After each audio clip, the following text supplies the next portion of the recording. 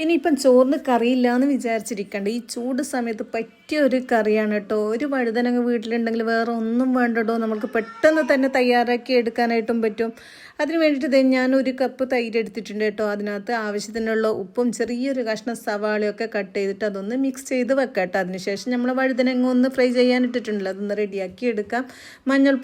പൊടിയും ഉപ്പും മുളക് പൊടിയാണ് കേട്ടോ ചേർത്ത് കൊടുത്തിട്ടുള്ളത്. ചെറിയ തീയിലൊന്ന് ശാലോ ഫ്രൈ ചെയ്തെടുത്താൽ മതി. നമുക്ക് കരിഞ്ഞു പോകാതെ നോക്കണം കേട്ടോ. പെട്ടെന്ന് റെഡിയായി കിട്ടും. വഴുതനങ്ങല്ലേ എത്ര പെട്ടെന്ന് വെന്ത് കിട്ടും. അതിനുശേഷം നമ്മൾക്ക് ആ എണ്ണയോടെ തന്നെ ഇതിനകത്തോട്ട് ചേർത്ത് കൊടുക്കുക കേട്ടോ. അടിപൊളി ടേസ്റ്റാട്ടോ ഇത് കഴിക്കാനായിട്ട്. ചോറിൻ്റെ കൂടെ ഇതുണ്ടെങ്കിൽ വേറെ ഒന്നും വേണ്ട. തൈരൊക്കെ ആയതുകൊണ്ട് ചൂട് സമയത്ത് നല്ലതാണ് കേട്ടോ.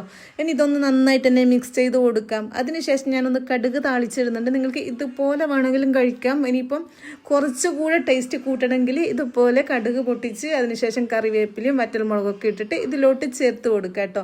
പിന്നെ എന്ത് പറയണം, വേറെ കറിയൊന്നും വേണ്ട കേട്ടോ. നമ്മൾക്ക് എത്ര എളുപ്പമാണ്. ഇനിയിപ്പോൾ കറി ഇല്ല വിചാരിച്ചിട്ടിരിക്കും വേണ്ട. വെറും 1-2 മിനിറ്റ് കൊണ്ട് നമ്മൾക്ക് ഈ കറി റെഡിയായി കിട്ടും.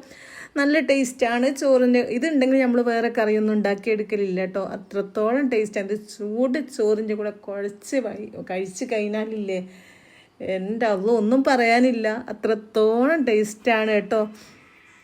നിങ്ങൾ എന്തായാലും ഇതൊന്നും ഉണ്ടാക്കി നോക്കിയിട്ട് ഫീഡ്ബാക്ക് അറിയിക്കണേ. പിന്നെ ഞാൻ റേഷനരി ചോറൊക്കെ ആണെങ്കിലില്ലേ നല്ല ടേസ്റ്റാണ് ചൂടോടെ. ഞാൻ എന്തായാലും ഇത് കഴിക്കുന്നത് റേഷനരി ചോറിൻ്റെ കൂടെയാണ്. ചൂടോടെ തന്നെ ആ ചോറിൽ കുഴച്ച് കഴിക്കാൻ എൻ്റെ പൊന്നോ ഒന്നും പറയാനില്ല കേട്ടോ. എന്തായാലും നിങ്ങൾ ട്രൈ ചെയ്യാൻ മറക്കരുത്. എന്നിട്ട് അതിൻ്റെ ഫീഡ്ബാക്ക് കൂടി പറയണം കേട്ടോ. ഉണ്ടാക്കി കഴിഞ്ഞിട്ട് ഉണ്ടാക്കാത്തവരുണ്ടെങ്കിൽ കേട്ടോ.